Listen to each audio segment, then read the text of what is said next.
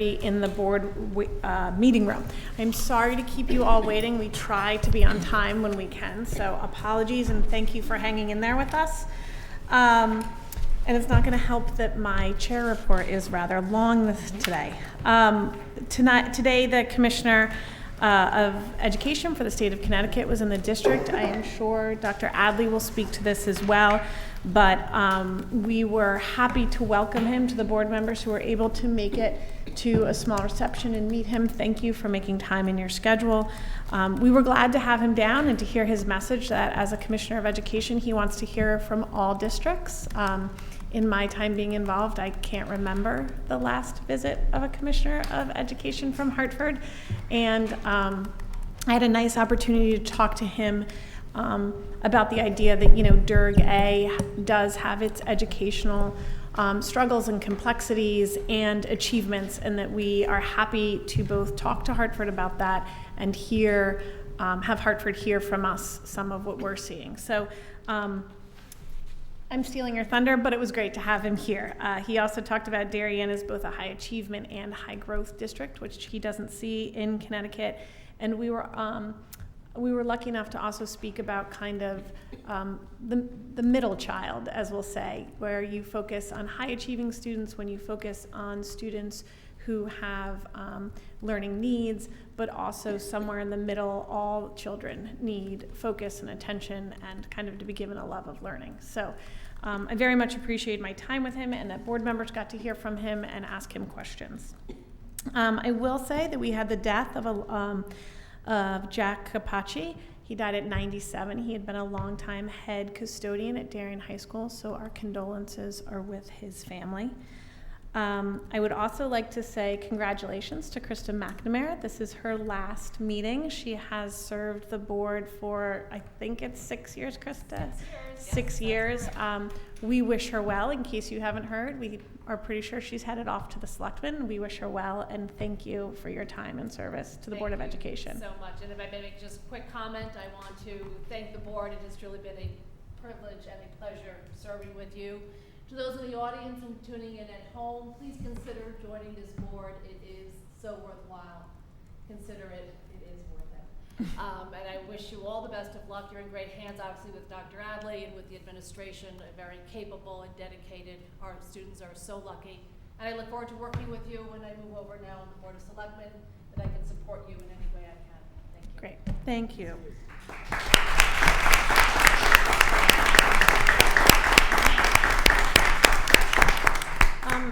And I led with that congratulatory news because we also certainly as a board are facing the critical issue of looking at some of the symbols that have been found in our schools lately and the kind of hate symbols and hate speech. I have a feeling you'll hear more about this in the board meeting tonight, but I would like to say that symbols of hate have no place in our schools, and it is important that we educate children on both the history, the emotion, and the pain that is tied up in symbols such as this, so that they understand that their friends and their neighbors and all of their fellow students are truly affected by these actions. I firmly believe that that's one of the #1 goals that we face here in education, is educating children about the past, what it means, how not to repeat it, and kind of what can happen when you ignore it. So I look forward to hearing from the administration on kind of their next steps, certainly giving them time to find the most effective next steps, and I'm sure the board will have more to say on this matter. With that, I will turn it over to public comment. Mrs. Gasserud.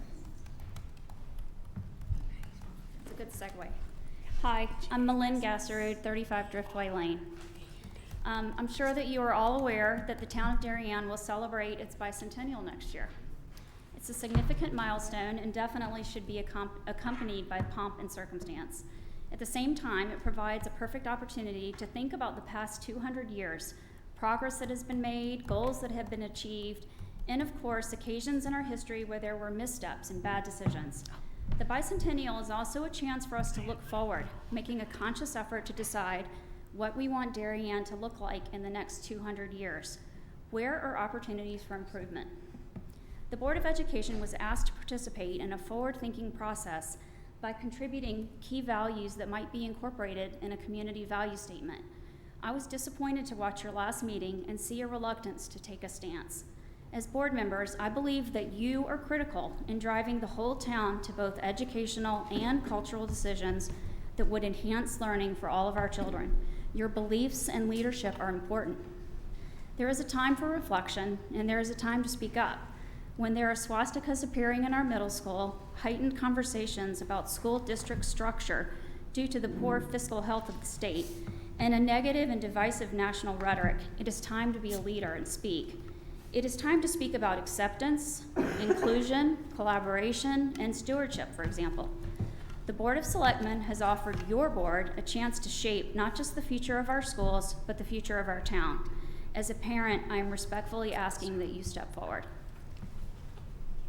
Thank you. Any other public comment this evening? All right, we will move on to the superintendent's report. Good evening, everyone. It's nice to see everybody here this evening and those who are watching at home. If I may, just as a matter of priority, thank you very much. Janine, thank you, sir. Again, good evening, everybody.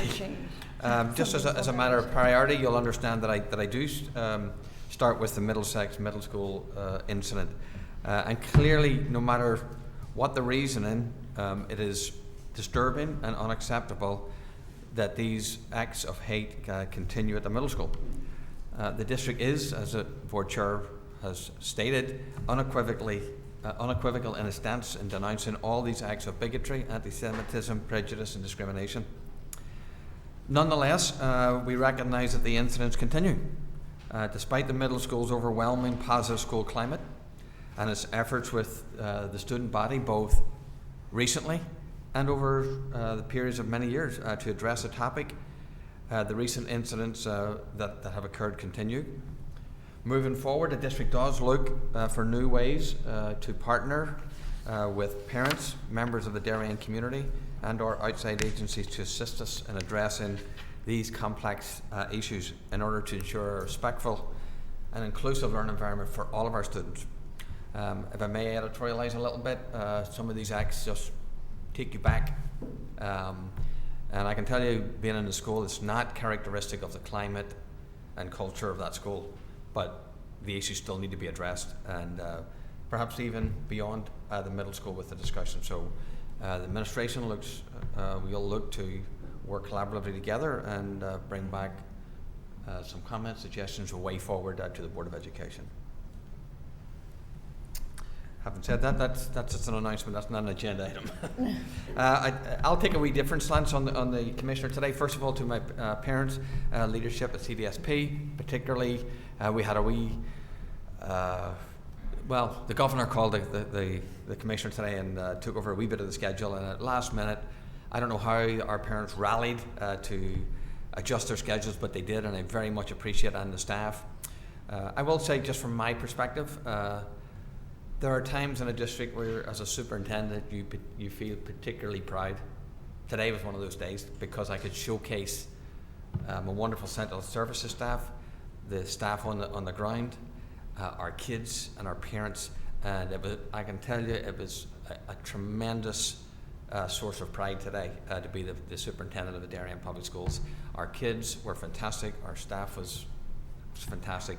You too would be very, very proud of our staff and kids here today. So that is my take on it. I do appreciate the Commissioner actually coming and spending his time here. That says a lot, and just will express our appreciation to him. Christopher is here, Ellen is here. I won't steal their Thanksgiving thunder per se, but but we are having a turkey bowl here on campus. The superintendent of New Canaan was with me today. And we had that wee discussion, and I won't admit on television we had a little bit of a bet, but we'll see what happens. Anyway, thrilled to bring it back. Thank you to all the parents who are assisting with that, and to particularly our administration for the level of detail they've put on this event. And may I say, our first responders, who were absolutely terrific. The town services were just instrumental in making this happen. If you want to know what's happening and how to get your ticket, go on the website. All the details should be there, and hopefully we didn't miss anything. 8th grade busing trip. Thank you to our parents and also particularly to our staff members. Going away overnight, it's not that easy with a lot of students and the responsibility that entails. But the kids had a wonderful time. One of the special events was the evening that they had board games in the hotel. They've particularly felt that as a special bonding opportunity. And so we thank them for that, and we look forward to other trips of that nature. I got a first glimpse at the Tokenite Pumpkin Fair. The problem is nobody told me I needed to get a parking spot. So thank you again to everyone who participated in that, our parents and community members, and it's a wonderful community event to witness. High school also enjoyed their homecoming, I believe. We had around 200 students at the dance, a number of students at the other events throughout the weekend, and the good news is they enjoyed it safely. So thank you to the administration for putting that on. There are digital parent workshops that are being offered at elementary, middle, and high school through the curriculum office. The Ox Ridge Building Committee continues to meet. This building is absolutely beautiful. Recent meetings sort of have included And affordable. under budget, on budget. Actually, On budget. We can't go anyway. It doesn't matter. You can't go over because now that it's submitted, you can't go over. So, it's yeah. Well, that's just the way it is at the state. So, the recent discussions about some of the systems, also natural gas, geothermal, EverSource energy modeling, the courtyard layout. You had a courtyard, which is a big part of this project. Option A or option B, you'll see it eventually here. You'll just love to see this thing. And some of the interior and exterior designs, once they started talking about like what colours and stuff, I deferred to. Like my wife wouldn't even let me talk about the colours of paint to pick, so we deferred that to other people. But it's coming together very, very nicely. I don't know, Duke, if you want to say anything about it or not, or I agree with everything that you've said. I would have to say it's on a fast track thanks to the committee and all the partners that we have associated with it. Some quick update meetings. We had our final schematic design meeting last Thursday on the 17th. Kind of next dates coming up. Thursday, October 24th, we will be provided with the schematic design package, booklet, and drawing set. On Thursday, November 7th, we will have a full committee meeting, and SLAM will present to the full committee meeting the overall design and schematics. We are moving fast forward with SLAM and O&G and A&P, and on Thursday, November 14th, overall pricing estimates are due on the overall project. Then on Friday, November 15th, we will have an estimate reconciliation meeting and a full committee meeting on Thursday, November 21st to review the overall final design package and costs. So it is an intense, tight schedule, but that's also to keep us on track to get this shovel in the ground and get this school built. So thank you again to our community members, whether you're at home or whether you're here this evening, for your patience as we work through the mosquitoes. We're coming to an end. I'm told that meteorologically the hard freeze is 2 consecutive hours below 28 degrees or 3 hours below 32 degrees. Alan, you're the science teacher, you'll tell me if that's true or not, but until further notice, what we're doing is what we're doing. Minor accommodations, and they'll be in place until that metric is realised. Darien Athletic Foundation has commenced its work on the cross-country track, so we look forward to that to being completed. There are weekly meetings that are taking place between administration. Michael here at our office is part of those meetings, and so they're being monitored on a weekly basis. And November 5th, there's no school, but there's a professional development day. There are a few other things going on that day, but there's a professional development day that has sort of differentiated opportunities for our staff and also some common experiences through the curriculum office that has been very well planned. And those conclude my announcements. Great, thank you. We will move on to the approval of minutes. It is requested that the board approve the following minutes. Minutes of the special meeting and executive session held on October 7th, 2019. May I have a motion? Mr. Burke, and a second. Mrs. McNamara, all in favor? That is unanimous. And the minutes of the regular meeting held on October 7th, 2019. Mrs. McNamara and Mrs. Ritchie, all in favor? That is unanimous. Thank you. We will move on to board committee reports. Mr. Janine, do you have anything to add? Are you good? I think we're good. All right. Mrs. Ritchie? Just that the budget committee met on Wednesday, October 16th. We reviewed the first quarter financial results and went over the transfers, which we will discuss later in the meeting tonight. Thank you. Okay. We will move on to presentations and discussions, but before I do that, I've had requests for 2 additional agenda items. The first is a discussion and possible action on board policy 9310. May I have a motion? Mrs. McNamara, and a second. Mr. Maroney, all in favor? That is unanimous. And the next being, Wait, just sorry. McNamara, Maroney. You can go on. And then I have had a request to put a discussion of anti-Semitic symbols found in the district on the agenda. May I have a motion? Mrs. McCammon and Mr. Maroney, all in favor? And that is unanimous. Sorry, didn't see you there. I was just wondering, are they going to appear at the end of They'll each appear at item? the end. I and I'm J. sorry. The first Items one's I and J. And then J. Okay, so we will start with the presentation of student distribution and class size reports for the high school and Middlesex. Mrs. Dunn and Mrs. Summers. Good evening, thank you. I'm going to introduce Paul Ribeiro, who is the builder of the master schedule at the high school.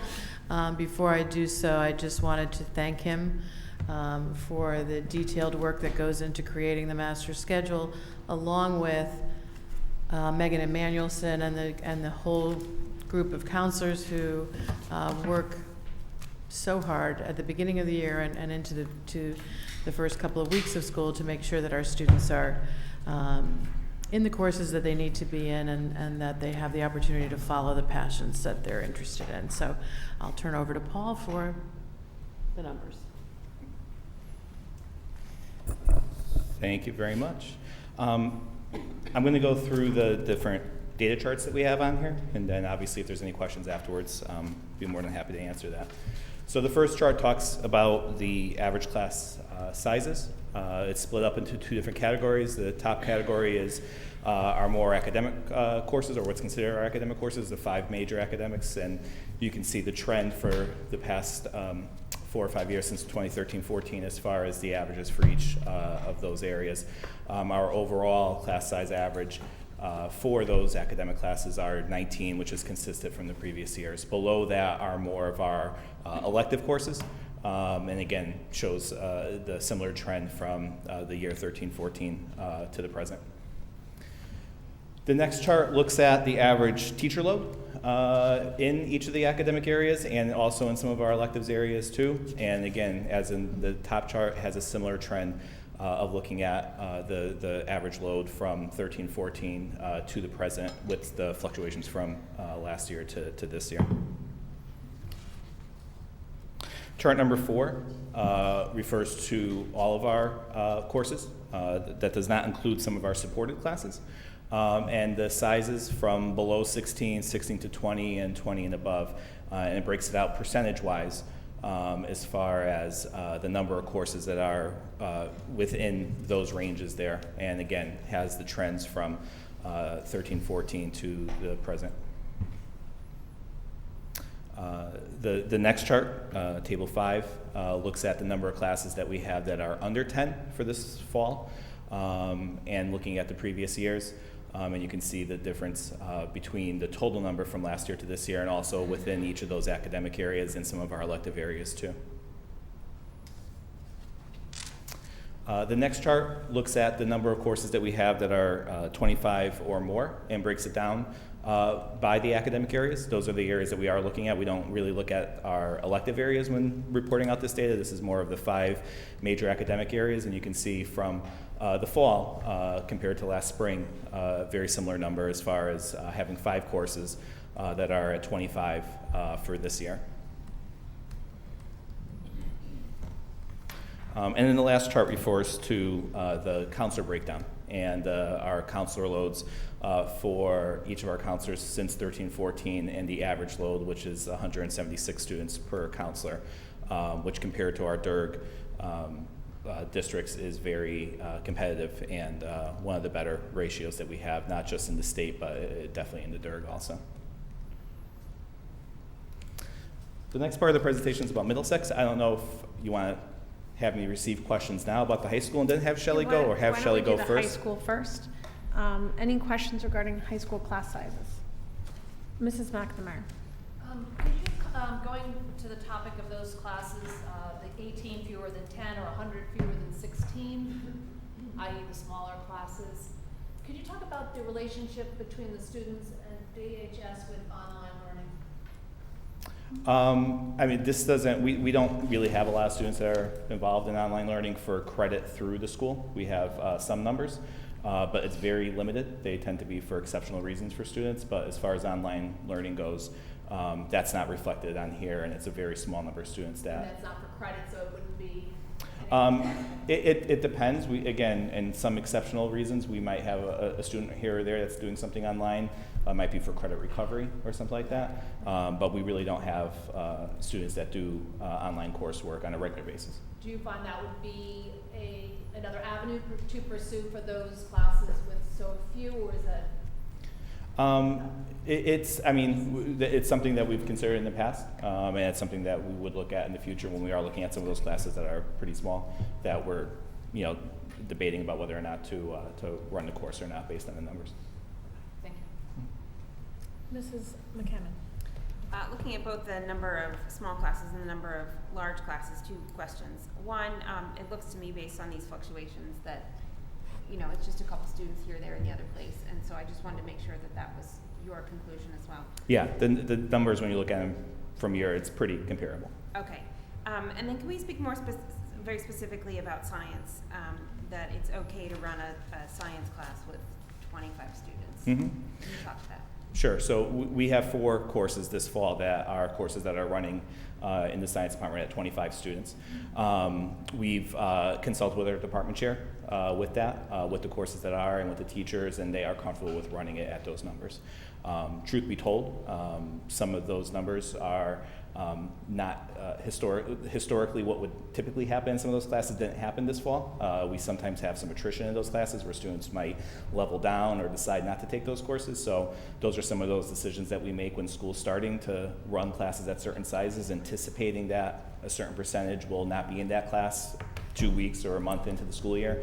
And this year for a couple of those classes, that did not occur. It's kind of an anomaly compared to what we've received or seen in previous years.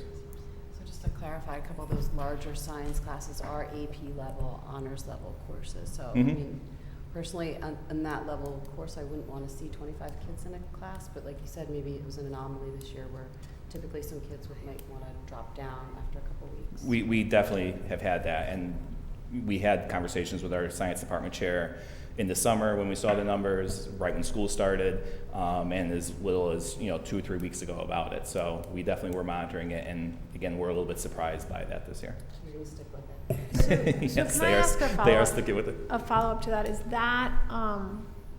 is it both a combination of student interest in the class and ability to attract teachers in those specialties? Like what I've heard statewide is it's getting harder to find a physics teacher. Mm-hmm. Or like in foreign language, it's getting harder to find a French teacher. So if you've got your 25 kids who really love it and you've only got one teacher, like, can you talk a little bit about how that's playing a role? Yeah, I mean, for the most part, we try to hire for the needs of the kids, and I think we have done pretty well at that. I can't think of a situation where we weren't able to run something because of staffing. We might not have run something because of low enrollment, but for the most part, if we have a need or an interest that's expressed from our kids based on their enrollment, we definitely try to hire for that and staff it appropriately. So you have enough in some areas. I'll Talk just- to me about I'll foreign just- language or science. The science, I'm going to talk about biology especially. In this situation, we considered opening another section of the 9th grade honors biology. But to hire a just as you're saying, to hire a .25 biology teacher wasn't going to really be realistic. The schedule itself with the labs doesn't allow either one of those teachers to open another section. And so they're happy, the kids are happy, no one has dropped the class, which is the success side of this story. I think we're in a good place. I wouldn't want to see 26 or 27 for sure, but I think we're So that's exactly what I was driving at. Part of it is student interest, and we don't want to turn the students away. right. But it's a fine balance. Thank you. Any other questions? Mr. Maroney? Yeah, because when I look at this, I see math as a problem, because I see consistently math has classes over 25, and majority of the time it's the only one.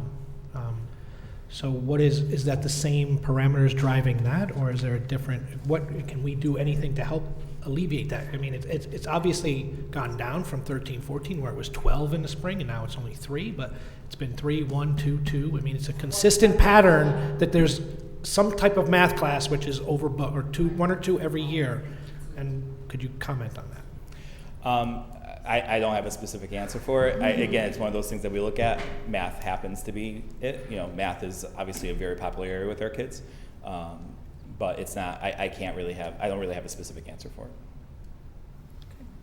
Any other board questions? All right, thank you, Mr. Rivera. Thank you. Mrs. Summers, Middlesex Middle School.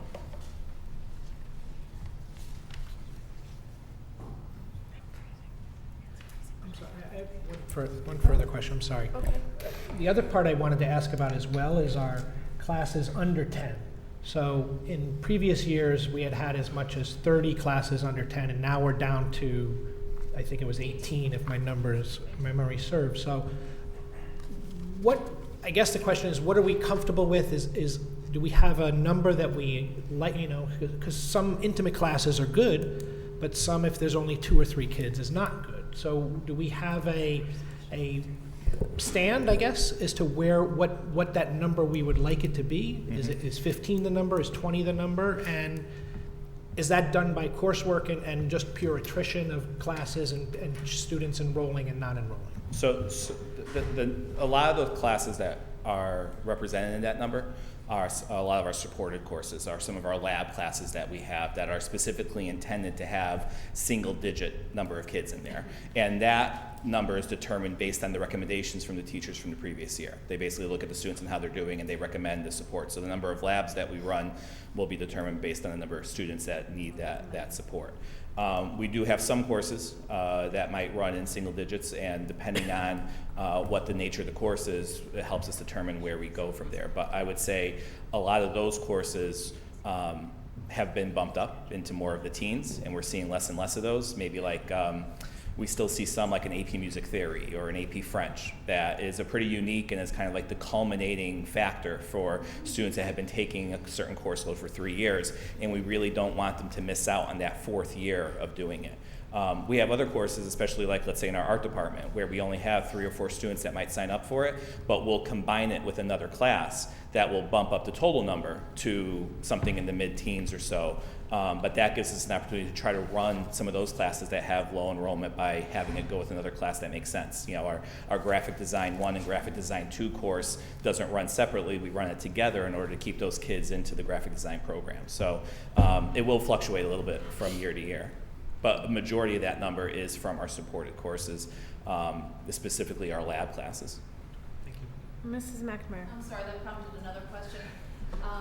Then do you have any sense of how many classes do not run because of too few students? And then I like the idea that you're combining. That's very creative. But do you find is there a trend in that, or maybe next time you report we sort of see that again? I kind of go back to the online learning. If that's we can help those students. Maybe it's that AP French or AP Mandarin, or AP Latin. I don't know that the kid's still learning, but.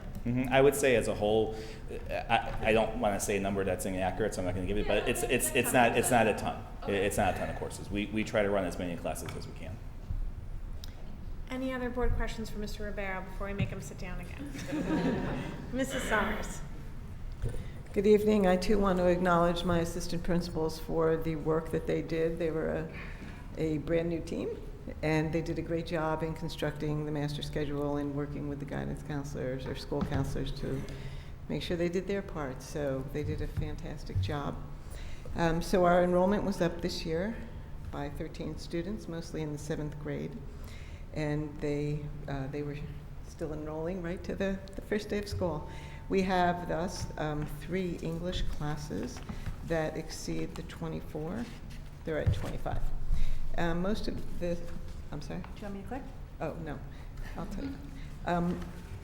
These are, for the most part, co-taught classes. So we have so many more students this year taking general education classes that it's great, and you'll see the enrollment, and that's one of the reasons the enrollments have gone up. Our smaller classes are in math, between 10 and 14, and that's because we have so many levels compared to our other areas. So some of these are more advanced classes. Click. Thank you.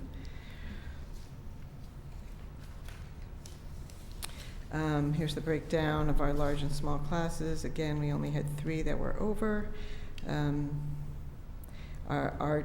The arts classes, they vary. Chorus classes combine with one another, so that's different sections.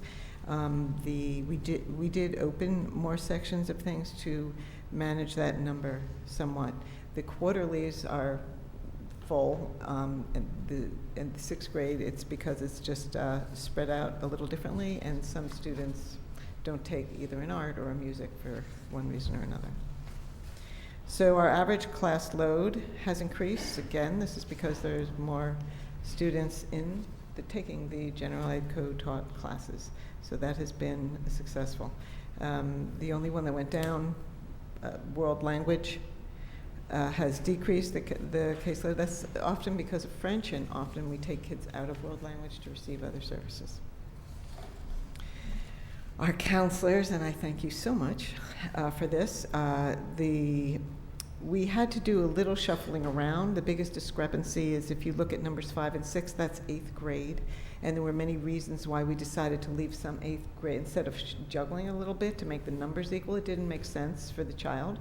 So they stayed with the counselor. So there's a little disparity, but we're a strong team anyway.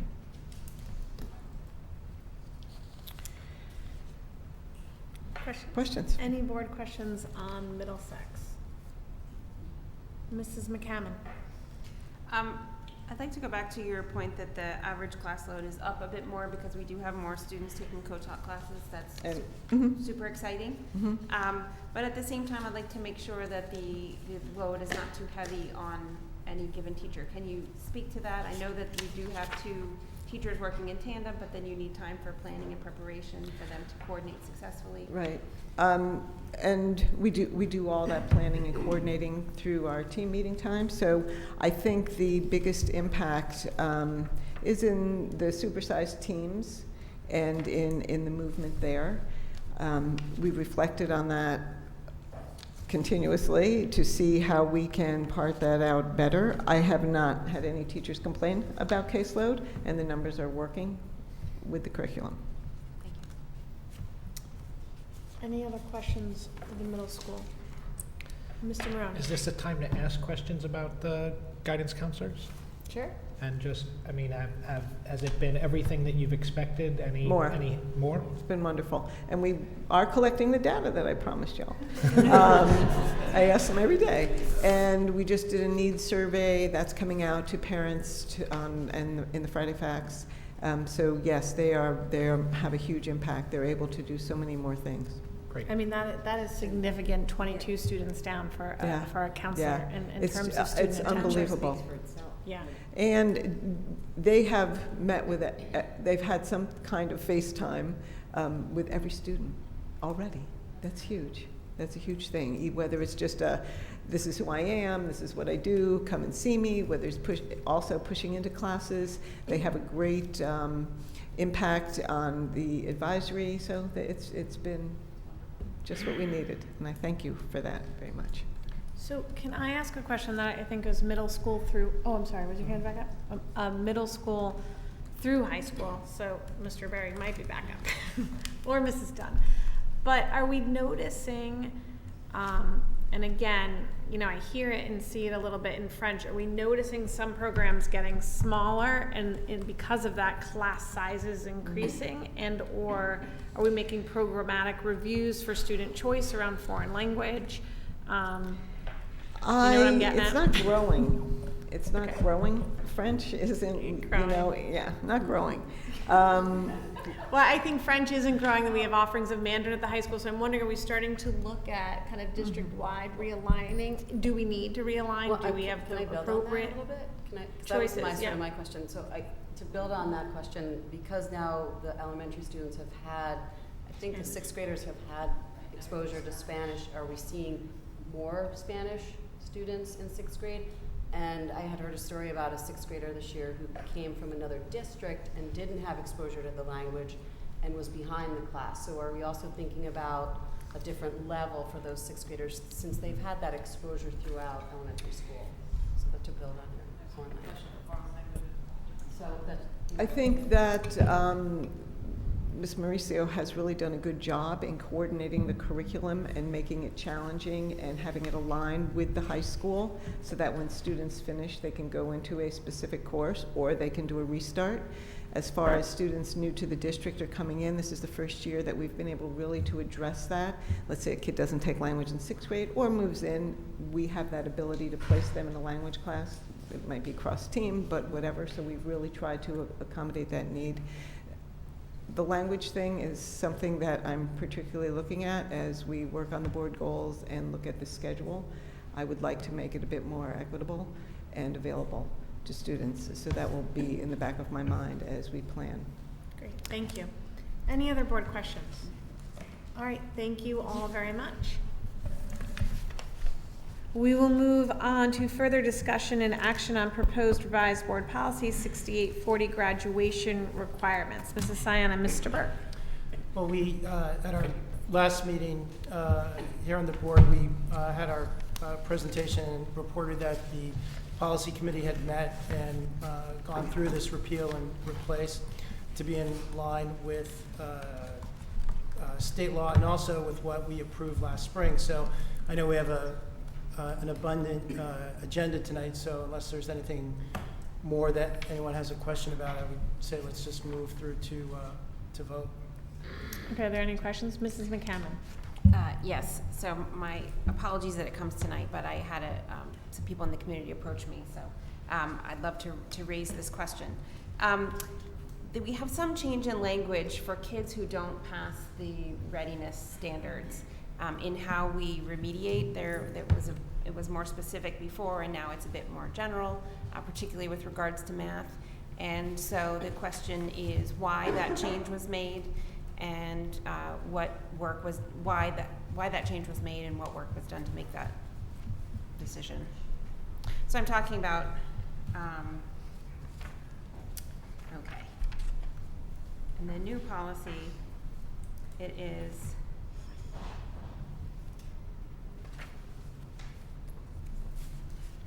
where it talks about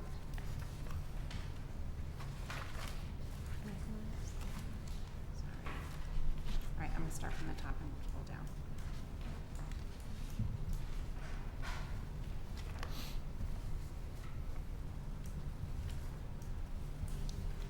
Is this options if requirements are not met? Yes, thank you, It's, yeah. So, number Roman numeral 4, it's on page 194 of our packet. It begins at the bottom. So the language that says earning a passing grade in Algebra 2 or college math, No, I think it's one. that's the alternate. options for, so in the, sorry, you It's 194 in the old policy? It's Yeah, section so- 4, options if Right. requirements are not They are met. not met. Right. Return in September as fifth-year student, Mm-hmm. A, B, and C. So Yeah. what is the, what So is the that's, question, Mrs. if McCammon? that's the old language, then Yep. the new language is broader, particularly with regard, it doesn't have that fifth year. And with math, it just says take a math class, and I will find you the page number. So we just want to make sure that enough thought went into remediating, you may have a student with an average GPA. It's not about who So I didn't meet think the that college Ellen, standard. we discussed this, Ellen, about the alternatives to meeting the assessment, and I don't know whether you want to speak to how comfortable Ellen felt that everyone would be able to meet the alternative. The first requirement was meeting the SAT benchmark, right? Right. And the great majority, if you remember from the presentation, of our students do meet that. A very small number do not, and we felt that passing our own internal Algebra 2 or college math topics would be an appropriate measure of success and accomplishment in mathematics. The fifth year we didn't include, but that is always an option if someone has not met all the graduation requirements to continue for a semester, for example. Okay, so it's page 200, and where it says earning a passing grade in the grade 11 math course taken. Right. That refers to a specific set of classes. Algebra 2 or college math topics. That's part of the right. math sequencing Exactly. at the high school.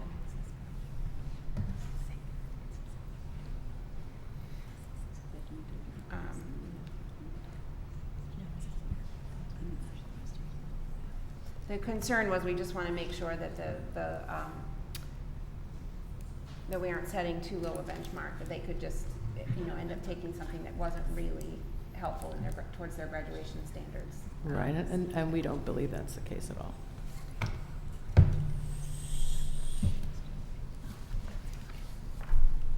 Any further questions? Okay, with that, may I have a motion to approve the proposed revised board policy 6840? Mr. Burke so moves. Mr. Maroney seconds. All in favor? That is unanimous. Thank you, everybody. Thank you for your work on that, Mr. Burke and Mrs. Siam, and to the high school for your work on that. We'll move on to the discussion and possible acceptance of contemplated gift for the Darien High School football program. Dr. Adley and Mr. Manfredonia.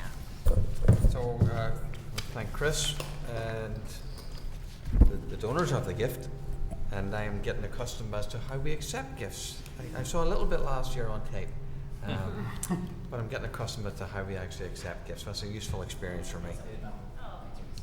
Do you want me to update the list with? So I'm sending out an updated memo that has the updated numbers that matches the contemplated gifts, and I also have a memo with the exact donations I think the board asked for as well. Should I? Thank you.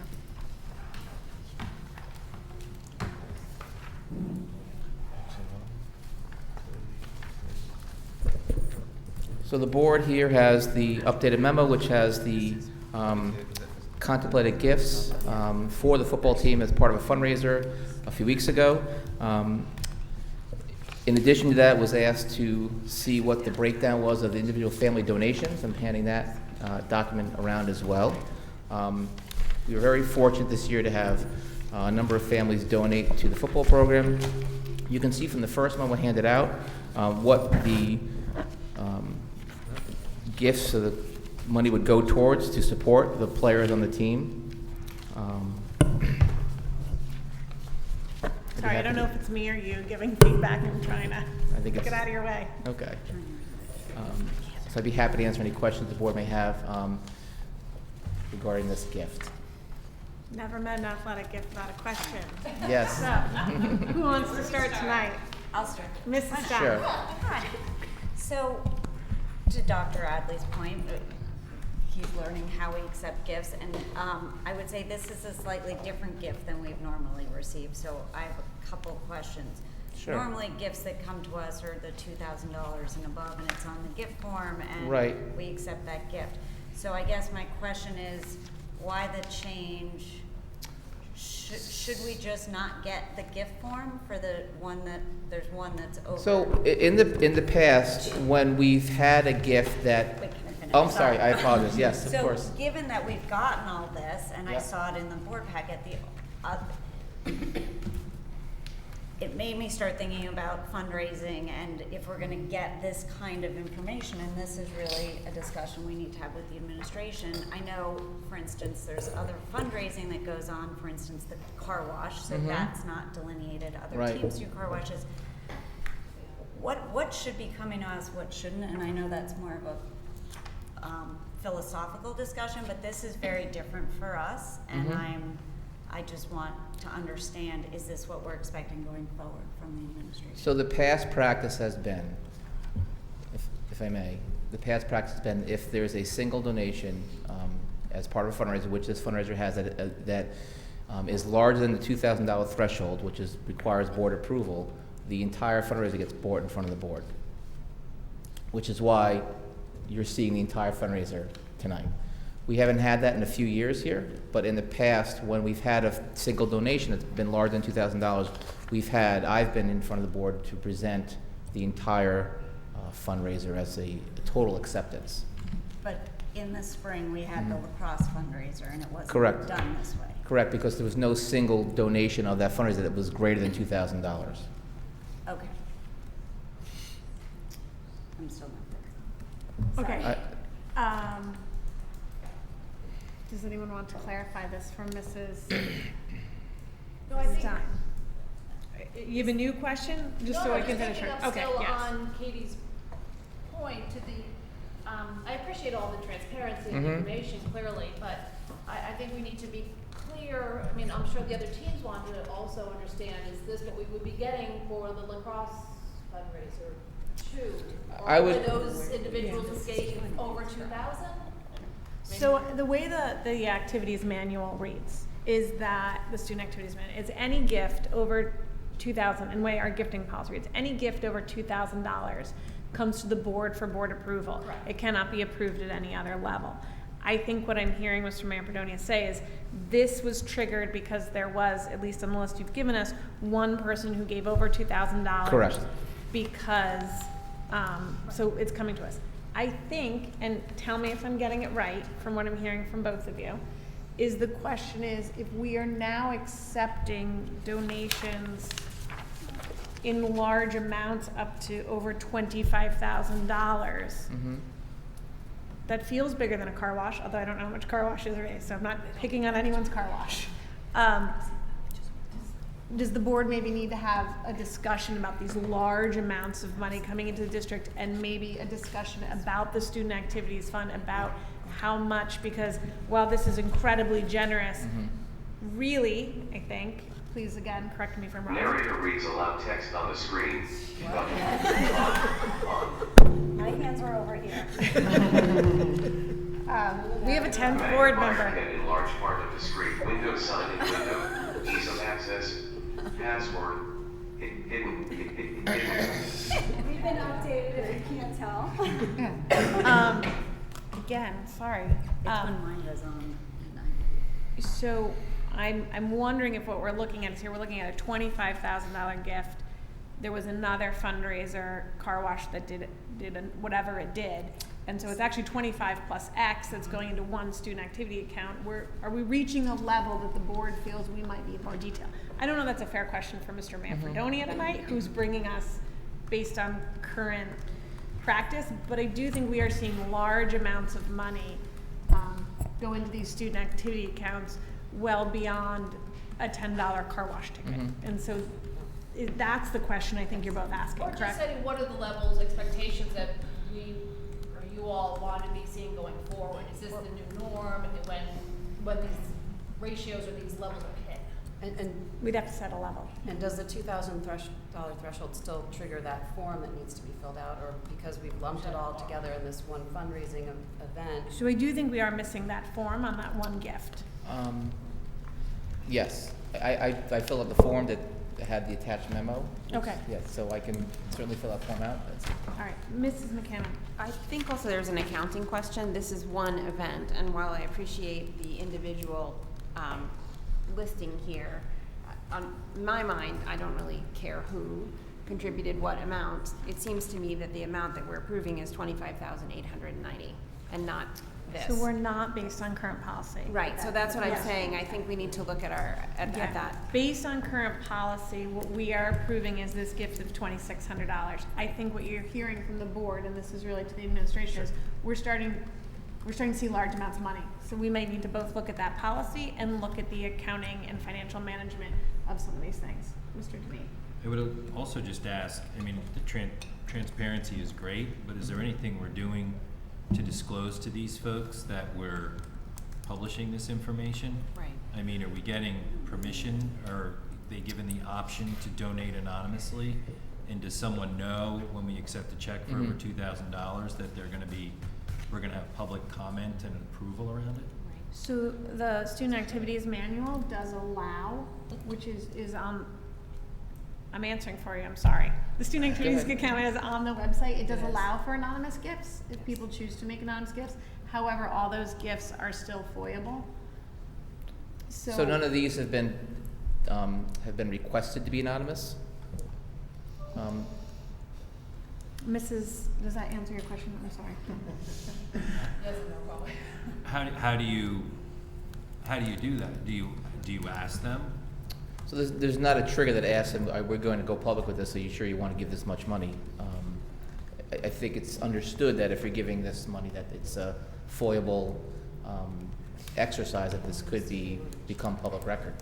I think it might be I up to assume the they wrote the organizer of the checker, event, he wrote the really. checker. Correct. Was that a story? Mrs. McNamara.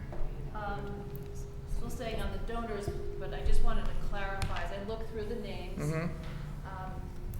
what jumped out at me was the business check. Mm-hmm. So, was there an issue with that? Because I didn't realize we were taking money from corporations. I mean, we've had discussion about the relationship between school and business. Yep.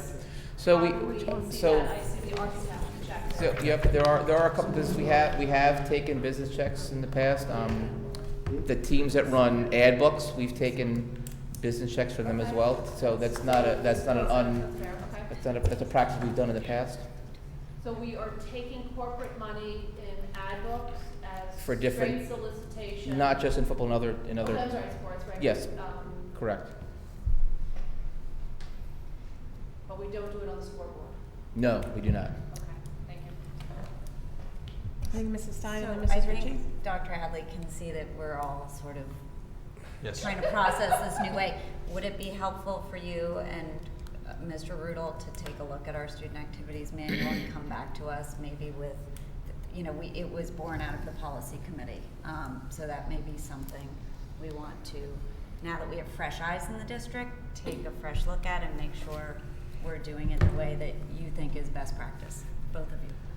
Well, certainly it seems, as a board,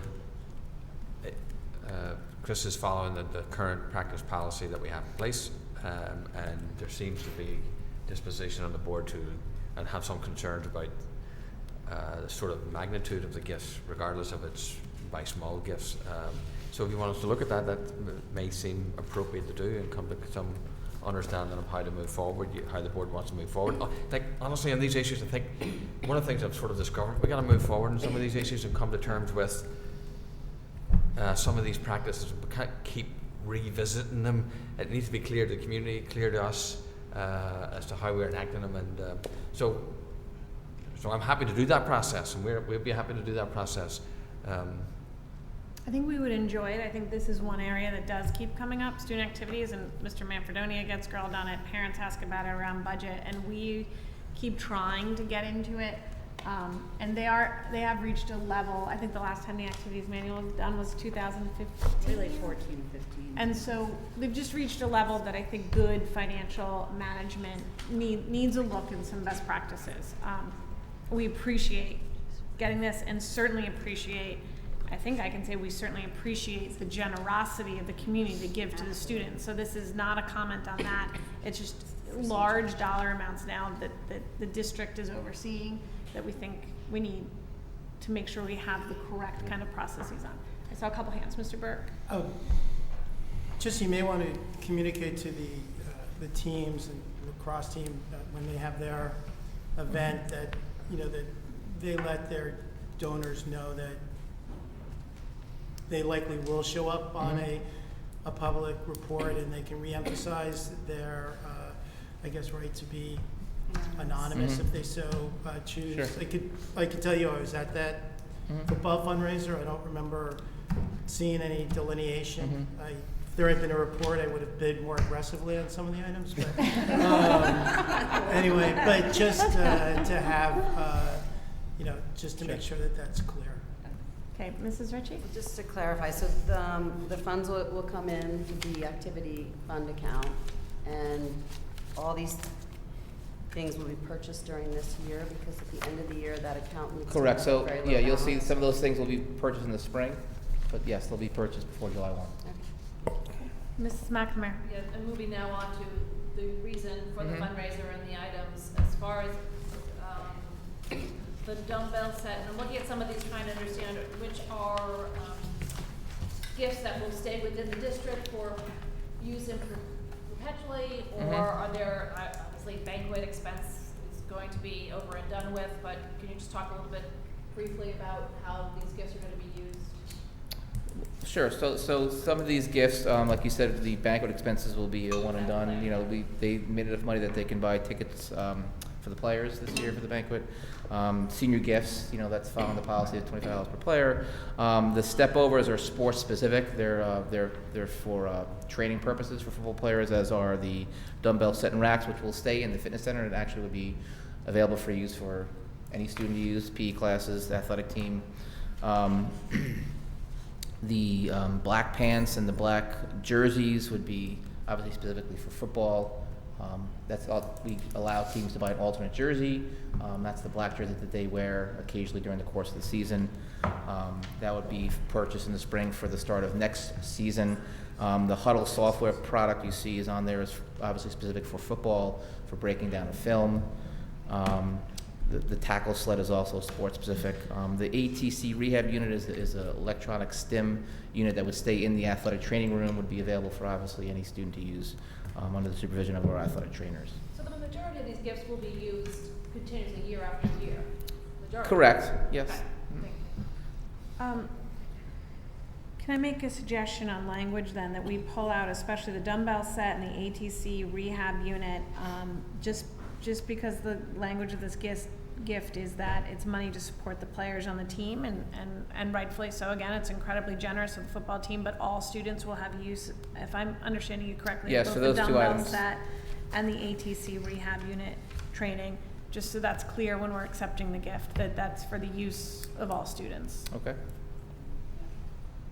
I'm sorry, what was the going year and stuff? Those are sports specific for training purposes for football players. Dennis, sorry. No, it's Thank okay. you, I gotta look right. So just to be clear on this, so if the one donation was not over $2,000, this would not have come to the board? That's been the past practice, correct? So the football team could have had $23,000 very easily under the table without any. Well, without not under the anything- table, it would have been attempted by the No, superintendent. you yeah, use my right. favorite terms. I know, but without any oversight from the board. Well, this, from the board, no, but from the superintendent, yes. So there are levels. Right. Above $2,000 comes to the board, below that the superintendent approves, but I think that's kind of the concern you're hearing now. Agreed, I'm just, Yeah. I think we really need to look into this, Yeah. because I mean- immediately I think, what I'm thinking is that the community's gonna go out and say, no checks over $2,000, done. Yep. You know, it's not Well, rocket many, science. Many teams run car washes, I don't know if that's mirrored, but that, you know, a typical car wash will bring in more than $2,000 as well, Well, so. then maybe there's like a threshold trigger for one fundraising event, not necessarily, and we can hash this out at a different time, Right. but maybe So I that's think- what we. Yeah, I think Mrs. Stein's idea is probably a good one. Why don't you take a look at this and come back to best practice, because Mr. Manfredoni gets grilled every time he shows up here. He's following current practice, but we are seeing large amounts of money come into the district that I just think we need to figure out if we have the right kind of eye on, either too in the weeds or too far away from. Any other questions? Dennis.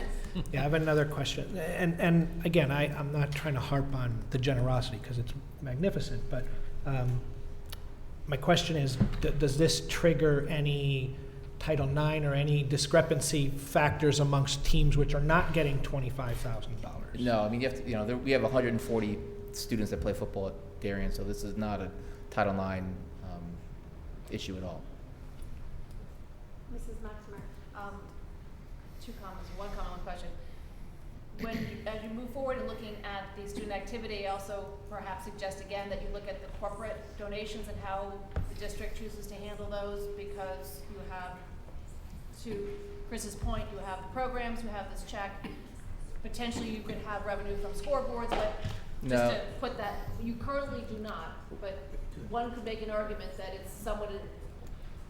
That's a board policy that we're not allowed to advertise No, on no, schools. absolutely. Okay. We would never, Everything yeah. is as it is, but Yeah. is it consistent, and is that something Right, perhaps, right, in addition to the student activity, is something that might be looked at? Then my question is, picking up on Dennis's comment, as you look at your budget for next year, Mhm. how or if do you take this information as you plan your budget? So these are, I see as are nice to haves. You know, the budget you'll see in January will be the necessary to haves for us to run an athletic program. So these very generous donations are the nice to have for an athletic program, not the necessary to have. So I think you'll see in the January budget the things that we need, the athletic department needs, the kids need to support a team. Okay, could one make an argument that the fundraising could go to the need to haves than the nice to haves? So not according to the student activities manual? Okay, I'm just throwing out the concept that these are incredibly generous, these are the nice to haves, but we are Mhm. funding all the needs to have, and is there should we be taking a look at how that's working? Yeah, I would second that. I mean, I think there's, we've heard stories where children are wearing shorts which are too big and they're falling down when they're playing basketball, or goalies don't have the right equipment, and so, it seems, I don't want to use, I'll use the word, but frivolous that they get, No, nice to haves. they're nice to have, black pants and black jerseys, which is magnificent and very super generous, but, the need should outweigh the nice to haves. But I don't understand, it's sort of apples and oranges. If we're not, the fundraising is going for the nice to have. So are you saying that, well, if we didn't allow them to spend it on the nice to have somewhere, it would go to some other need to have? Because I don't understand what we would be asking them to do.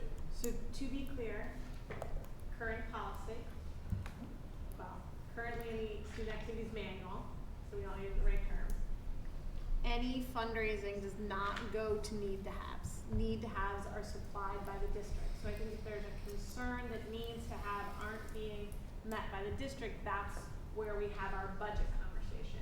In terms of approving fundraisers, those are nice to haves. So whatever that approval process is, which is also outlined in the student activities manual, I think is what we are asking, are we handling the correct way? But I have not heard from this board at this time that we're saying we would fundraise for need to haves.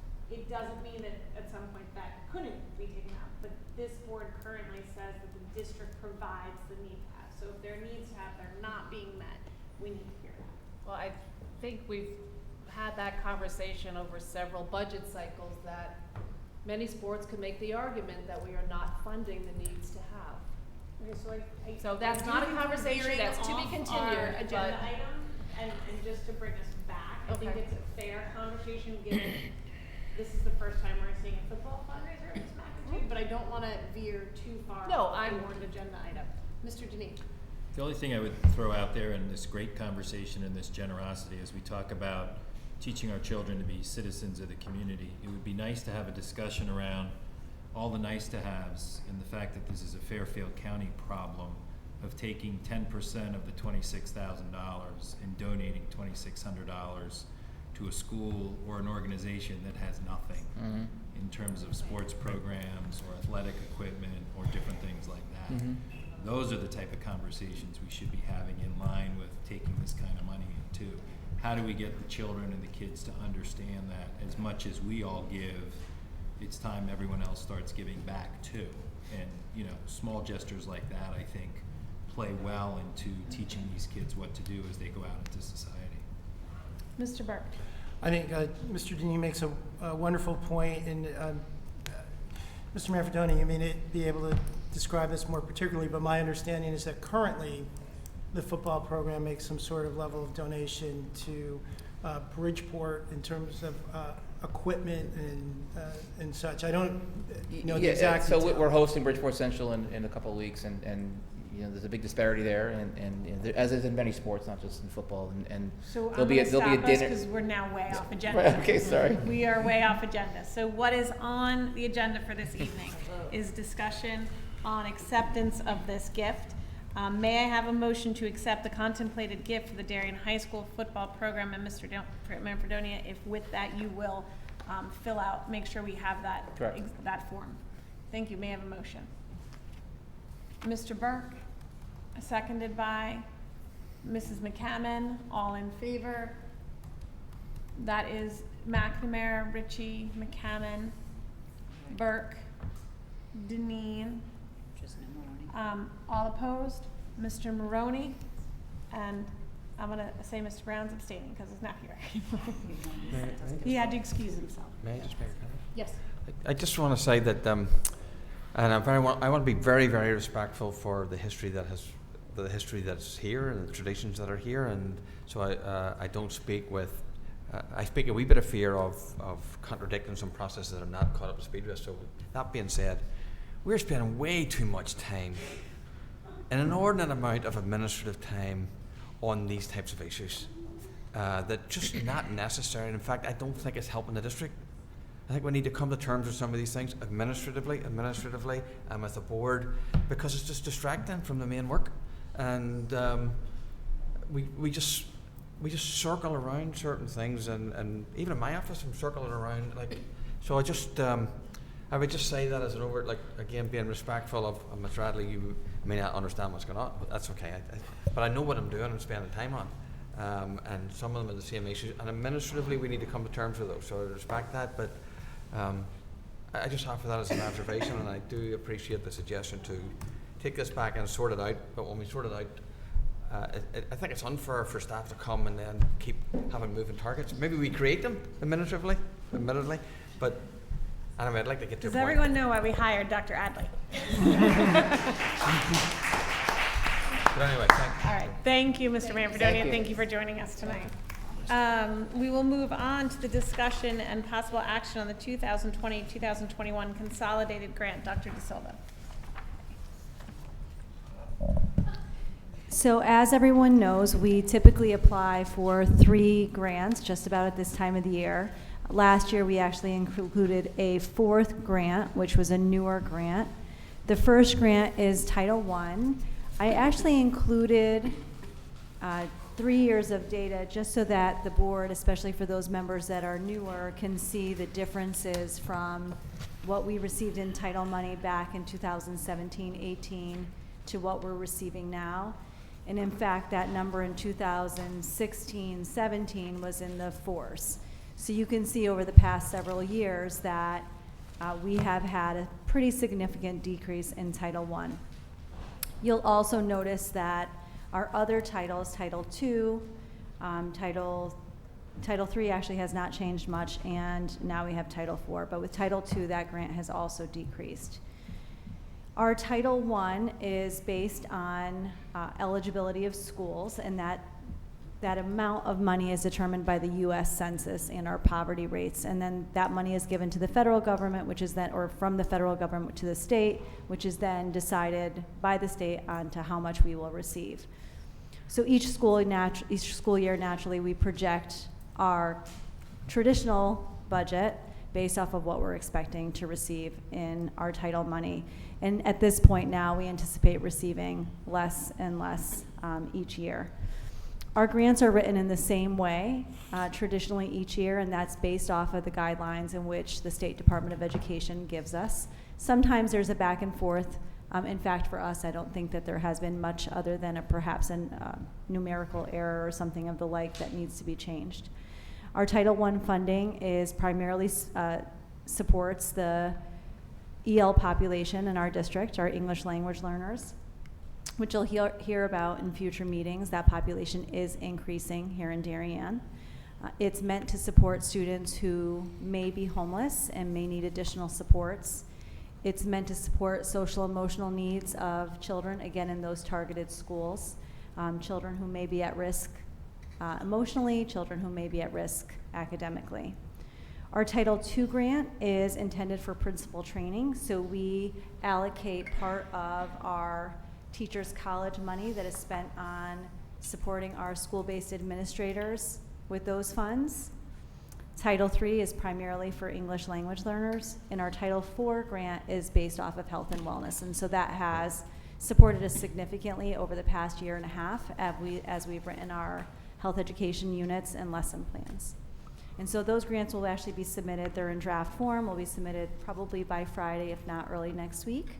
And hopefully they'll be approved as they are. Otherwise, that slight back and forth, and that should be it. Any questions on the consolidated grant? Okay, with that, may I have a motion to approve the 2020-2021 consolidated grant memo as proposed as in your board packet? Sorry, too many words. Mr. Burke and Mr. Maroney, all in favor? That is unanimous. Okay, I'm going to click on this, and therefore there may be a noise in a moment. I apologize in advance. We will try to have this. I like how it doesn't announce its password. Right, good point. I'm gonna be here ordering stuff.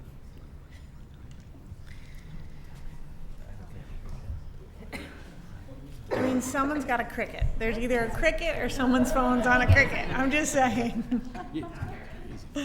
All right, best. We ready or no? We're ready. Okay, presentation on the October 1st district enrollment report and projections. Mr. Rudolph. Sure. So we have the October 1st enrollment. We start with elementary K-5. The enrollment for this year is 2,091. The highest enrolled elementary school is Hindley at 458. The lowest enrolled elementary is Royal at 363.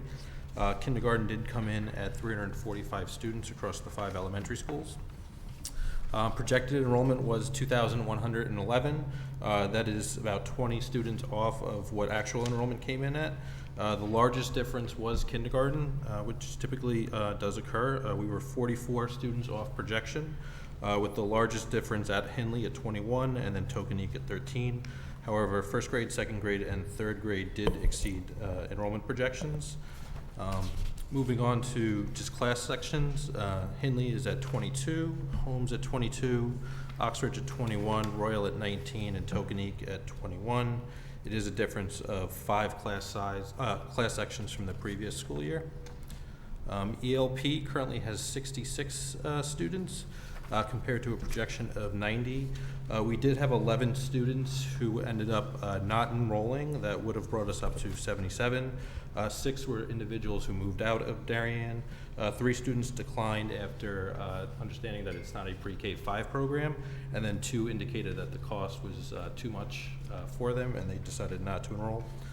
Middlesex is 1,158, or positive 14 students, and then the high school ended up at 1,407, which was actually spot on to projection. Board questions.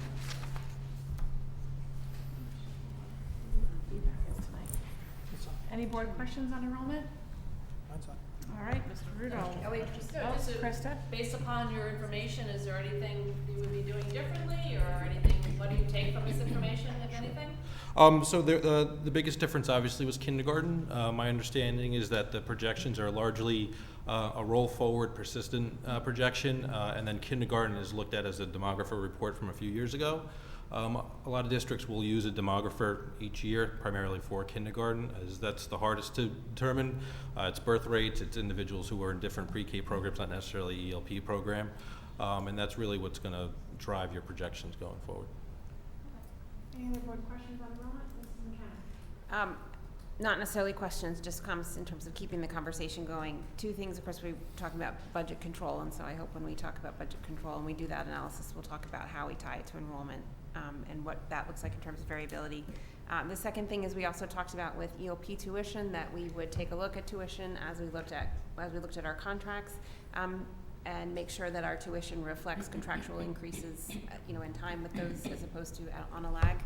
But I do note that Mr. Rudel says we have 2 people who have declined due to cost. And so I'd also like to make sure that we're keeping an eye on that number.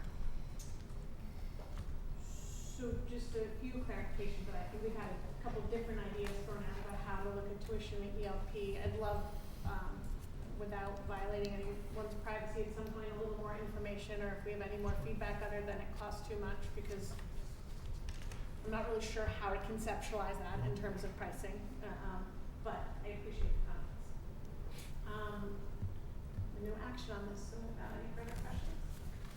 Okay, we will move on to discussion on the September 2019-20 financial report and possible action on proposed budget transfers. Mr. Rudolph. Sure. So this is the financial report through September. We do report out on 4 categories: salary, operating expenses, fixed expenses, and revenue.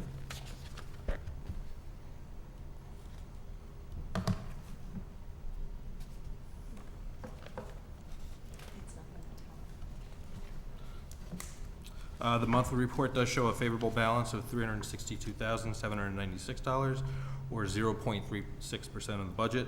As you recall, at the year-end financial report, we returned 0.34%, so it's approximately relatively in line with what last year's results were.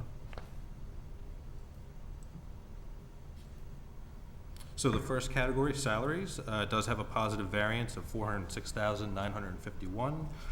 This is attributed because of budget control, which has not been touched, at $263,360. Salary savings within a special education teacher for $116,000. Turnover savings of $91,236. ELP paraprofessionals of $72,254. Column changes of $57,250, and then FMLA leave of absences of $53,432. We did discuss at Finance Committee there is a need for a total of 5 special education paraprofessionals, a salary cost of $195,257, and then ESY and PPTs is projected right now at $51,325 over. That expenditure would happen in late June, as that there is a portion of 3 days that would occur in this fiscal year. In the operating expenses, the operating summary is $160,438 to the negative. That is primarily the 2 items. The first one, which is a transfer for the board's approval tonight, $17,094 for tax liability on the copier lease. We do have a copier lease with CIT. We do not own the copiers. The copiers are leased. They are on the town's personal property assessment, so they are assessed taxes. The copier agreement does call for the district to reimburse those taxes if they are paid. They were. The only way to avoid that going forward would be if the assessor's department actually takes that personal property item off their grand list. And then $143,344 for tuition in public schools in RC 24. Going to fixed costs, we do show a positive variance of $114,962.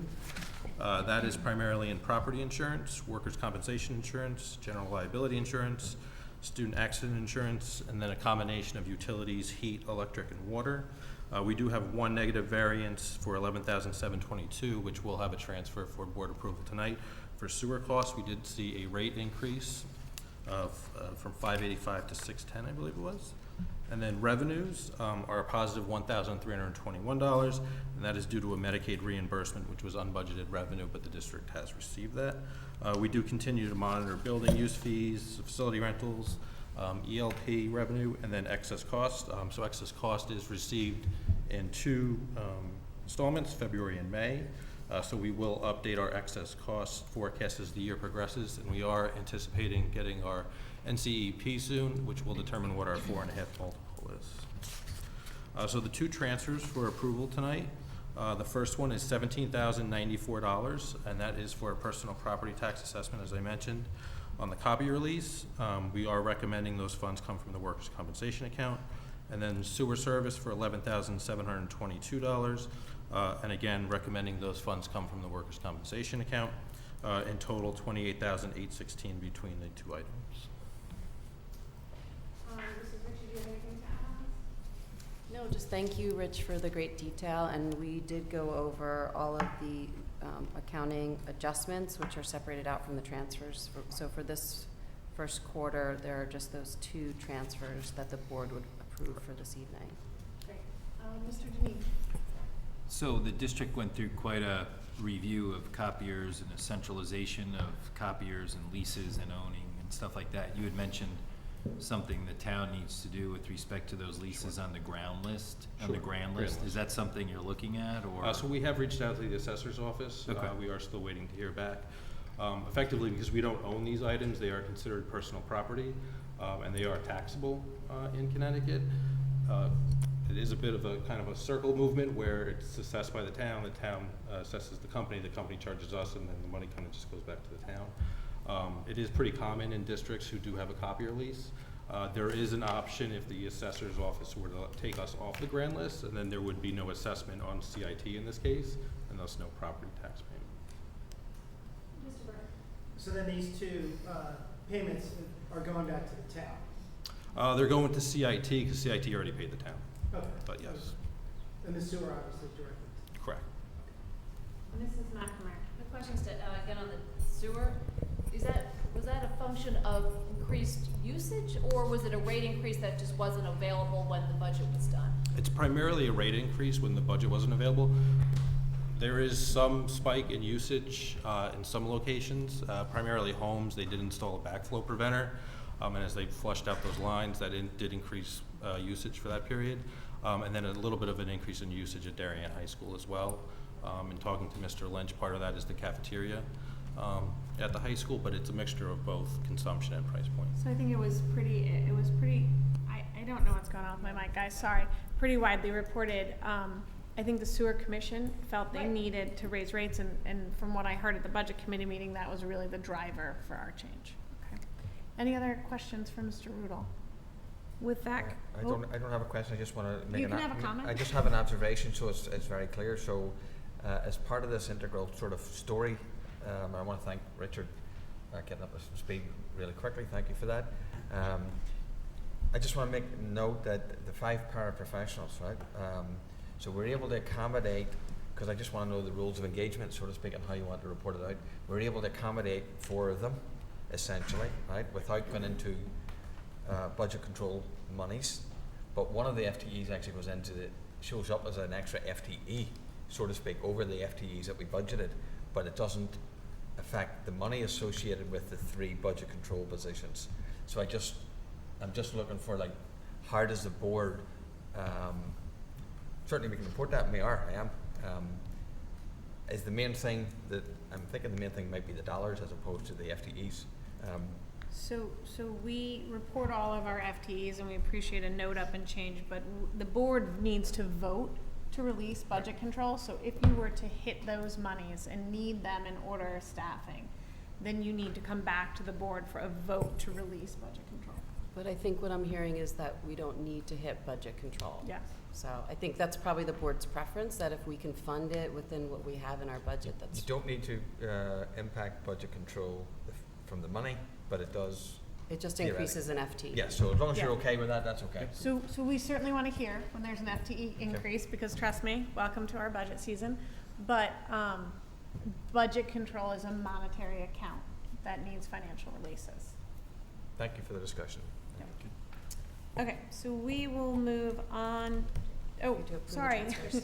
We need can I have a motion to approve the a motion to approve the budget transfers as reported in the report by Mr. Rudolph.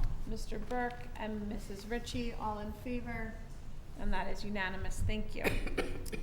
We will move on to what I hope we can wrap up this evening, which was discussion on the Board of Education's contribution to the development of a community values statement. I'm going to try to summarize where we are, and if anyone else feels there were somewhere different, that's great, but I'd like to get us moving. Mrs. Ritchie and I have stated that we feel pretty strongly that our philosophy is what we should be putting forward, because the community has had time to read it, understand it, support it. Dr. Adley initially gave a sentence for the board to consider. Mrs. McCammon has proposed some new language off of, I think, Jill, correct me where I'm wrong, some examples that were put out and or some original language that you put forward. So that's where we are. I would love to wrap it up tonight. It's the 3rd time we've done this, and I think I'd like to stick on education and curriculum if we can. So anyone have any thoughts on where you'd like to go from here? I I could make a motion to approve our philosophy as the statement that we submit to the Board of Selectmen. So the motion is open for discussion. I think it's pretty clear that, Okay, motion to approve. Say it again, Deb. I'm sorry, we have colleagues. Approve our educational philosophy as our contribution to the Board of Selectmen's development Of the community values. of a community value statement. This is Richie's, I'm just talking for her because she's joking. Board of Selectmen community values. Okay, I'll second the motion for discussion. Well, do we take a vote on? We have to take a vote on it. No, it's open for discussion. So again, I just feel like if we're putting a community value statement forward to the Board of Selectmen, it really has to be something the community is aware and familiar with. And it's not just something that came from the 9 of us up here. And I think this philosophy has stood. I again go back to, we're about to engage in a strategic planning process. I also would not be opposed to asking the selectmen for a pause and letting us engage in that, and then contributing what comes out of that, and or providing the philosophy at this point and letting them know, which I said to Mrs. Stevenson at OPC, and she seemed open to, that we are engaging upon this process and that we might have a new contribution in a year at the end of this. So that's, I think I'm gonna go right down the line to figure out where people are. I usually start there, so I'm starting here. Mr. Maroney, you're up. Thoughts?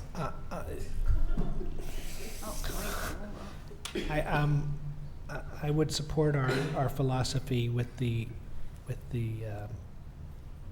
knowledge that we can change after our strategic plan is complete, if needed. Okay, Mr. Deneen. I support our current philosophy that we have. Me too. Stein, I didn't get it out. Burke. I support our current philosophy. Mrs. McCammon. I support our current philosophy. I do think in the current environment that there's more we could say. I think I'd love to have us, and I would invert the order of the agenda if I could, but I'd love to have us talk about acceptance as a value, as a community value, something that we think that and so I think that there's a place for us taking leadership on not just educational philosophy, which is what we'd be passing on, but a bit more than that. And I'd probably start with acceptance. Mrs. Ritchie. Well, clearly I support it since I made the motion, but I do think that saying that we have a safe, supportive, respectful, and intellectually challenging learning environment is, I think that's a pretty strong statement. So. Mrs. McNamara. I'll support this comment for the purpose for the first selectman, and I look forward to your future discussion as the plan lays out.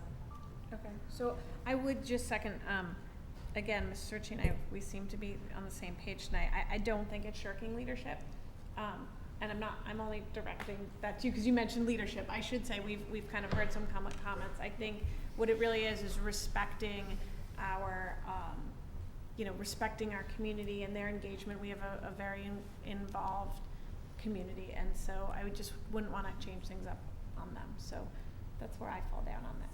So with that, I will call for a vote on the current motion, noting only that a couple people wanted me to express to Mrs. Stevenson that at the end of the process, we may have new information to bring forward. Well, to clarify, Tara, didn't she say that anything that's prepared would come back to the board for your approval anyway, because it will not be published verbatim, so? No, she did, and I am accepting clarify. that. What I am just saying is I think what I'd like to express to Mrs. Stevenson, that at the end of our strategic planning process, if the board has any new information, we certainly would bring it forward to them, trying to be very collaborative in that process. So with that, may I have a motion to approve our... Oh, I'm sorry. Oh, I need a vote. I need a vote. All in favor? That is McNamara, Ritchie, Burke, Stein, Hoffman, Deneen, and Maroney. All opposed? Mrs. McCammon? And the motion carries. Thank you, everybody. We will move on to a discussion and action on authorization for the superintendent to, we just rewrote this one. So, motion to authorize the superintendent to negotiate a consulting agreement with Richard Lemons from the Center for School Change for board and education strategic planning. That's the motion. That's not the discussion item, so it's a discussion. Dr. Adley, do you want to lead this one? Yes, Dr. Richard Lemons is the executive director of the Connecticut Center for School Change, which is a well-known organization here in Connecticut. He has been a professor at Harvard, has done leadership work all over the country. He's very experienced of working with boards of education on strategic planning process. And I'm basically bringing Dr. Lemons forward as I would bring my best administrative candidate for a principal position or otherwise. I believe with his expertise, not his team's expertise, with his expertise, he would be able to manage the process and bring us over the finish line. It's a fairly aggressive process for the year, but one that can be accomplished. So that's kind of what that's the person I'm recommending, as I don't see a reason to bring you other people that I wouldn't recommend as my second and third choices. I don't see a point in that. So that's kind of where we are at the moment, and we can certainly have discussions about contractual matters, but that's the person that I'm putting forward. Any comments or questions? Okay, with that, may I have the motion to authorize the superintendent to negotiate a consulting agreement with Richard Lemons for the Center for School for Change for the Board of Education Strategic Planning? Mrs. McCammon and Mr. Maroney, all in favor? And that is unanimous. Thank you. We Thank you. have item I, which is a discussion of 9310. My understanding of this, and I will pass it off to some of the board members who, there's two issues that have been brought up around 9310. The first issue is that the way our public address description reads in our policy does not mirror the way it is, our practice has been for the last, as far as I can go back through old agendas, about 5-6 years. So I would like to recommend to the policy committee to have that discussion of aligning language. And so that's the first part of this discussion. The second part of this discussion is some board members brought up that we currently have a 3-minute time limit. They feel like they'd like to move that to 5 minutes. I'm going to throw that part of the discussion to the board members who brought it up. That was Mrs. McCammon, and I think Mrs. McNamara and Mrs. Ritchie mentioned interest in this conversation. So I'm going to throw it to you guys to kind of express your thoughts, and then we can go from there. Thank you. I think that we've found that we often have people come up with rich commentary, and that several times in the last few board meetings they've been cut off before they finished what they had to say, or I think, and I just think that I would prefer that we err on the side of hearing from people than on the side of cutting them off. I don't think we have so much public comment that it's been a concern. I have seen other places, such as Granby, as I was looking through their website, where they do limit a total on the topic to 20 minutes. So, you know, you wouldn't have, if there was something particularly exciting, like something to do with athletics, you wouldn't have 20 people come and speak for 5 minutes. You could say the total about the football donations would be allowed to 20 minutes. So I think there's an opportunity to take a look at it to make sure that we get the full commentary from the public without having to cut them off. And I would love to port it to the policy committee. I would just be cautious.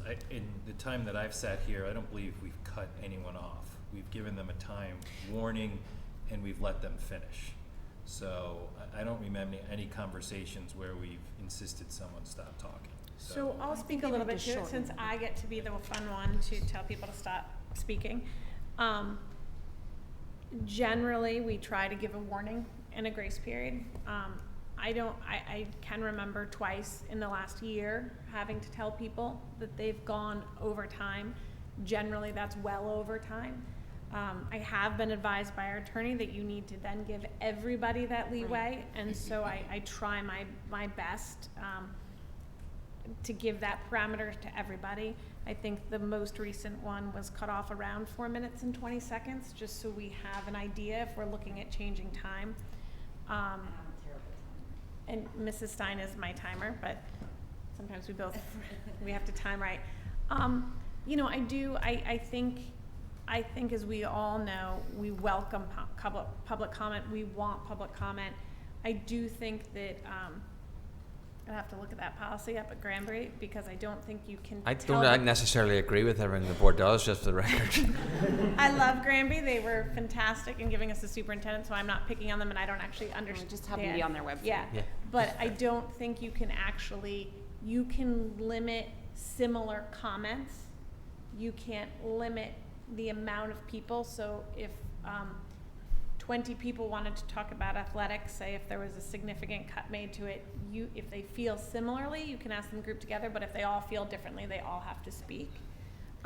So I don't know that I feel strongly one time or the other. I often find, though, that if you give people 3, they're gonna take more. If you give people 5, they're gonna take more. If we give people 10, because it's just the nature of getting up there. It is really hard to cut people off. It's difficult. Usually the people I've done it feel very strongly about what they're talking about. I'm not sure 5 minutes is going to do that. But I'm happy for the discussion for the board to come up. I did ask Mr. Mooney, our attorney, what is kind of standard. He said standard is 3 minutes. I don't know if that's the answer for us, but certainly as a information point. But that's kind of what I can offer.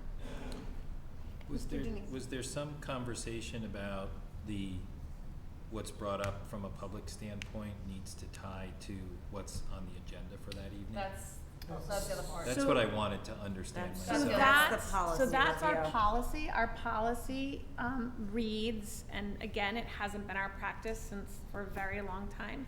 Our policy reads that public comment needs to be tied to the agenda. I will tell you individually, as one of 9, I am much more comfortable with the public being able to talk about any issue. I think it opens up our eyes. I think it lets us know about issues we didn't know about. I would be more concerned about limiting speech in that way than a time limit. And I think, Mr. Deneen, that goes back to the time when I first joined the board. Public comment was after each agenda item, so that is why the policy was written that way. And when we switched to beginning and end of meeting, I don't believe we updated the policy. Okay, so really the policy we need to look at that policy, because I agree with you, and sorry for just jumping in, but especially at the beginning of the meeting, I feel that the public should be able to come and speak upon any issue that's facing our schools. I do not want to limit their ability to comment to something that's on the agenda. Maybe at the public comment at the end, but again, I still feel very strongly that if someone has a thought and it's not pertaining to something that we're speaking about that particular evening, they should still feel they can get up and speak about it. I always want to hear from the community, and I don't want to limit that. And it has been our practice, and the policy needs to be reworded so that we can continue that practice. Well, I remember when there was no public comment.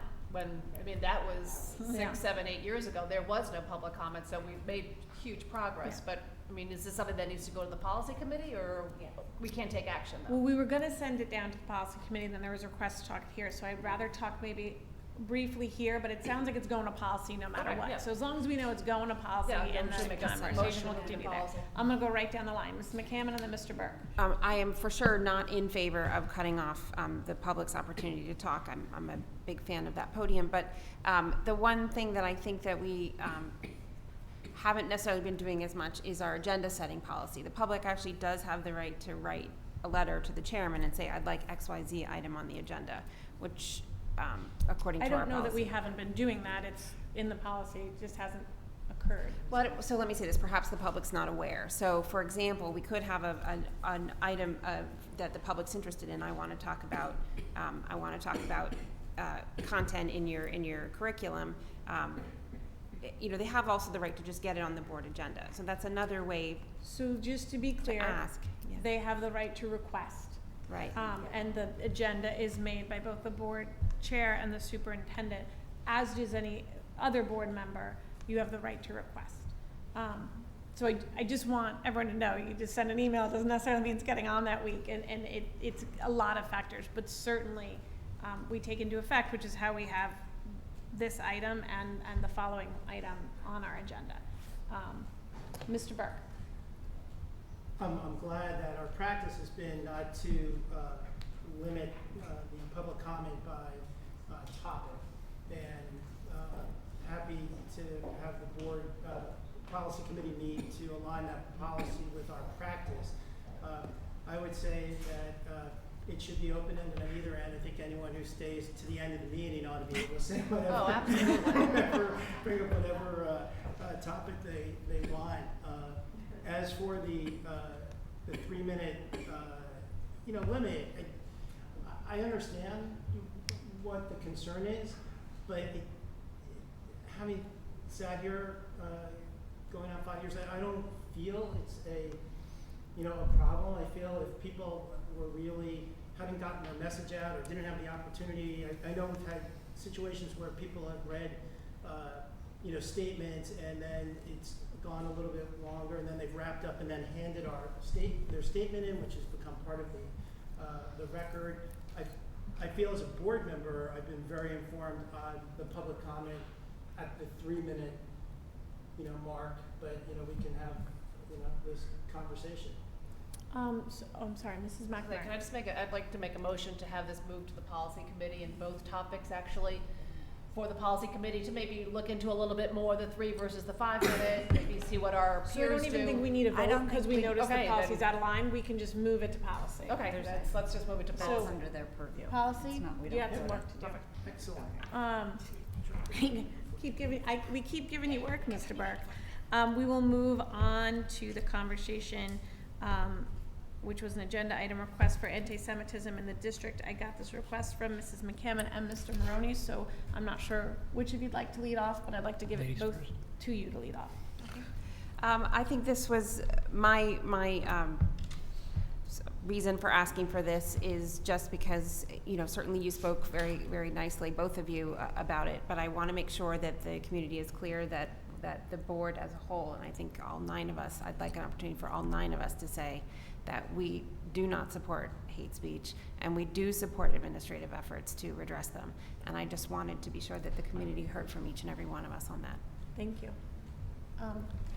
Ms. Maroney? Yeah, I second that, and I think as well as I want to be clear that it's as Jill just stated, it's any hate speech. It's not just anti-Semitism. It's regardless of race, nationality, color, creed, religion, period. It's just that we don't condone any of that in this town.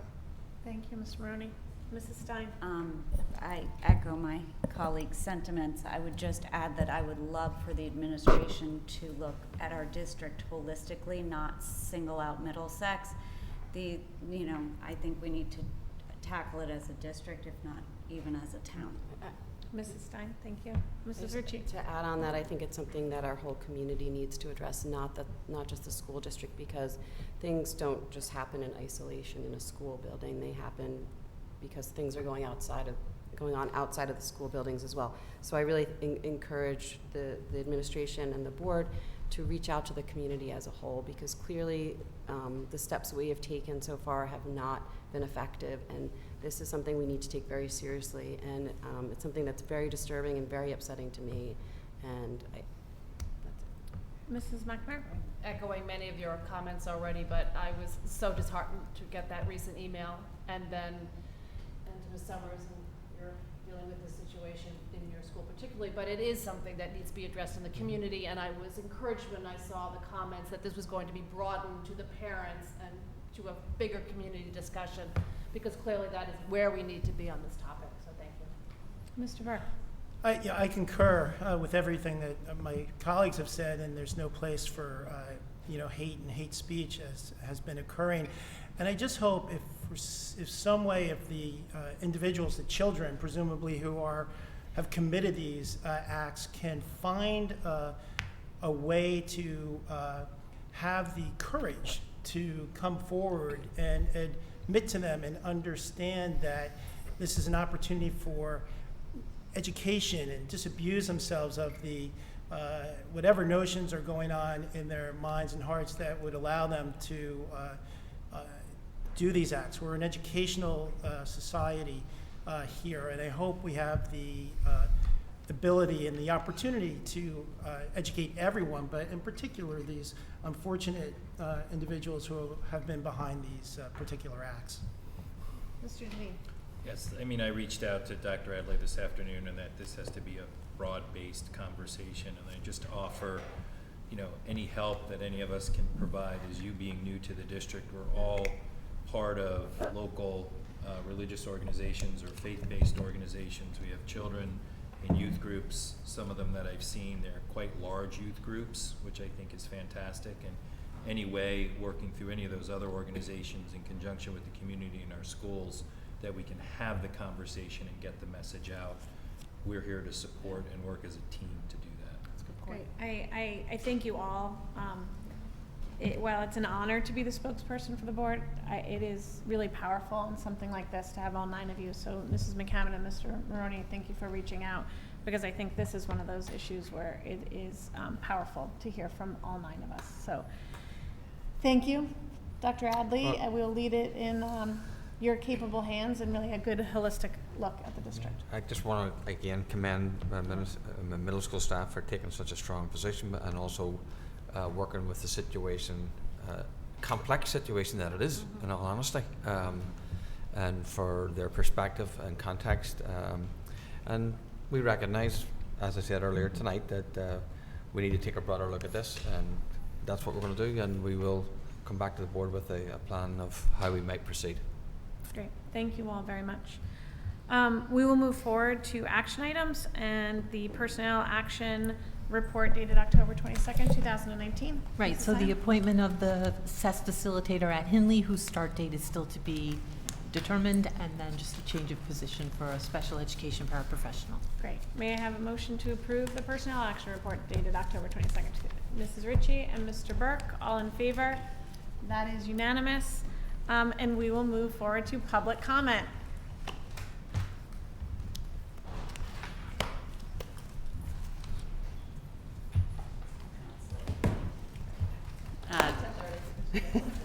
Julie Best, 38 Red Rose Circle, CDSP co-chair. Couple thoughts on a few conversations from tonight. There was the discussion about the class sizes at the high school, the science classes specifically, and it sounded like we were talking about some of the freshman biology classes. I just thought it was worth pointing out that's the only honors class available to freshmen, so I think these kids are really dying to get that little boost in their GPA, and we may not want to expect that kids are going to drop that class when it's the only one they can take that gives them a little something else. In the Middlesex conversation, we talked about foreign language and making sure that our curriculum is aligned and challenging for our students, especially considering that the elementary school's curriculum is now more robust or more developed than it used to be, which makes me question that our high school freshmen, again, are starting Spanish 2 after having taken Spanish since kindergarten. Seems like it took a tremendously long time to finish Spanish 1. So perhaps that needs a look. On the enrollment report, I spent a little time with those numbers today, and I just wanted to raise a red flag that our section sizes, class sizes, are creeping up beyond what we have decided or what the board has set in their policy as the optimal range. We have 13 to 14 sections of kindergarten to 3rd graders that are over what we consider to be the optimal range of students in the classroom. And I don't think we hit that tonight, but we did talk about how we haven't touched budget control, which I kind of wish we'd gotten into, maybe to address some of those class sizes. So that's something that I'm hoping we'll hear more about as we move into the year. Thank you. Oh, and I was really hoping to hear about a facilities meeting coming on the calendar. Stacy TA, 10 Clocks Lane. First, I want to thank Krista for her service.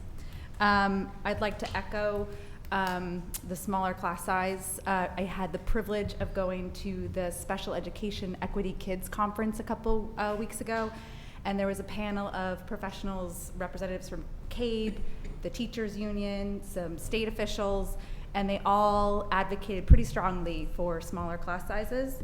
And also I'd like to ask when the next facilities committee meeting is going to be.